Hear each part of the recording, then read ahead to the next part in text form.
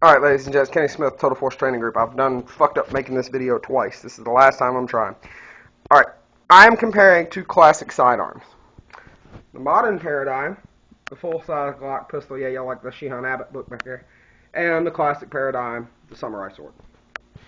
I'm not comparing them in which one I would rather take into battle. This isn't about zombie apocalypse. If I see zombie apocalypse comment stuff on this, I'm not going to approve comment.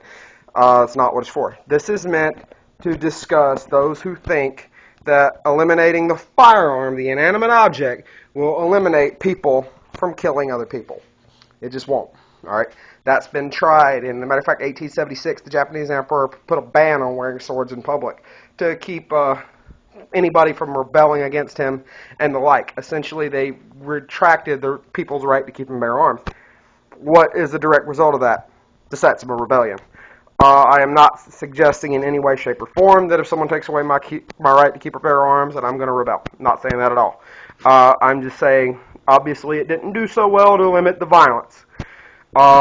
As you remember, the Satsuma Rebellion was a case of a bunch of samurai clans that wound up having to involve the entire Japanese Imperial Army to repulse it. But obviously, it didn't go away because we hit Japanese military still taught there from Toyama Ie Batodo, if I'm not mistaken, is the name of theirs. Just don't quote me on that.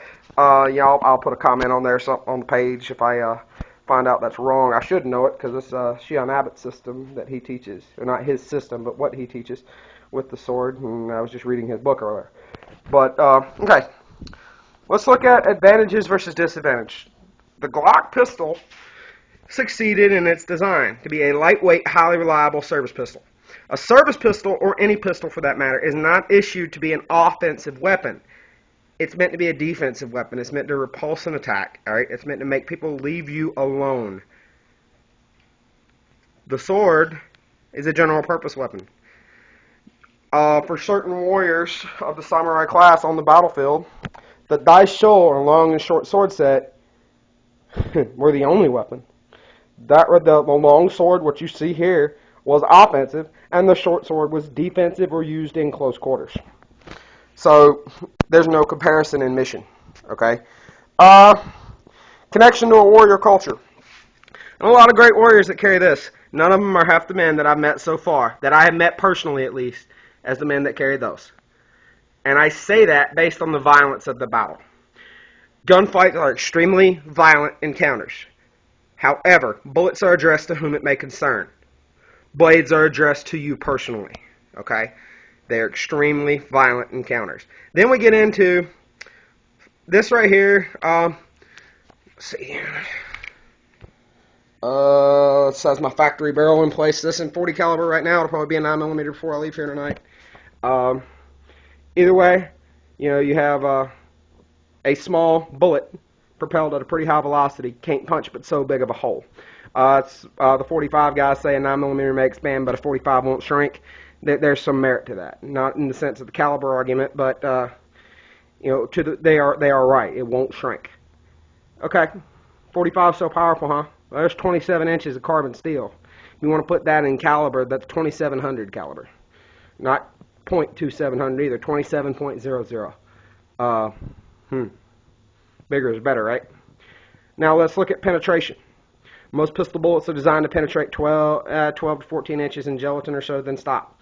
Hardball could penetrate, if you're lucky, 18 to 20. As far as just max penetration, in common semi-auto pistol calibers, you get some Magnum revolvers that'll penetrate much more. How many of them will penetrate 27 inches? Not many. That will effortlessly in the right spot. So obviously, when it comes to being a better weapon, better at taking life, the sword wins inside of its niche, which inside of its niche is arm's reach plus 1 step plus blade length. So for me, that would be about 7-8 feet. Okay, pistol, I'll give you all you want with that particular pistol out to 50 yards, and you don't stand too much of a chance out to 100, but it's much more difficult. Okay, they are obviously a little bit more long range. They're smaller, they're lighter. This requires 5.5 pounds of pressure to put a man down. This requires considerably more. It's bigger, requires more effort, more precision. You mess up with a pistol, shoot them again. mess up with a sword, you can break your blade. That is the difference between 21st century weapons and 16th century weapons. Well, this is a copy of a 17th century sword. This is obviously with the ring guard. Let me grip it right. This is the copy of a Musashi blade that I had made for me. This is not a factory blade. That is a custom sword. And I waited over a year for it. Then we come into cost. I could buy 2 Glock pistols plus spare magazines and some ammo, or 1 Glock pistol, spare magazines, a shit ton of ammo, and a high-end training course or 2 for what I paid for this sword. And I won't have to wait a year and a half for it. I might have to wait a few weeks, a few months if you count the training course. The whole notion of if you ban weapons, the violence will stop is totally incorrect. I've established, me personally, I would rather get shot than cut. I would much rather get shot with a pistol than cut with a sword. I would rather get shot with a pistol than with a rifle.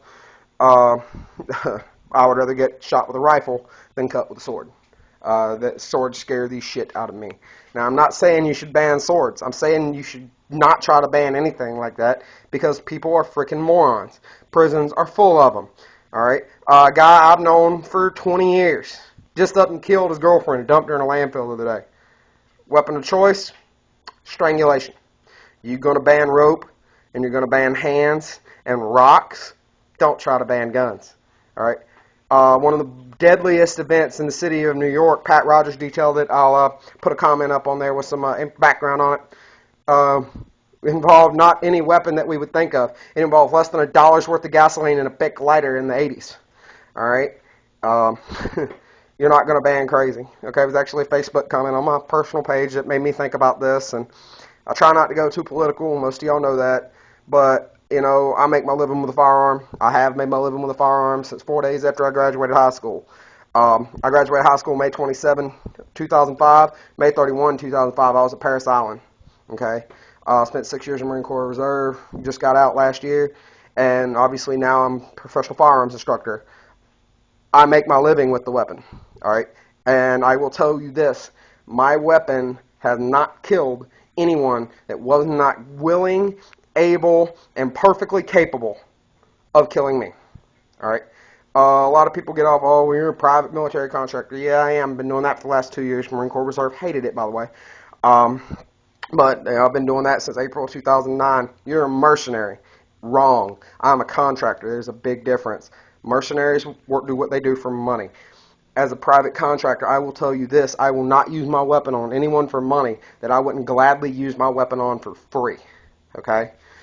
That right there is the difference between a maniac with a gun and an armed gentleman. The definition of a warrior.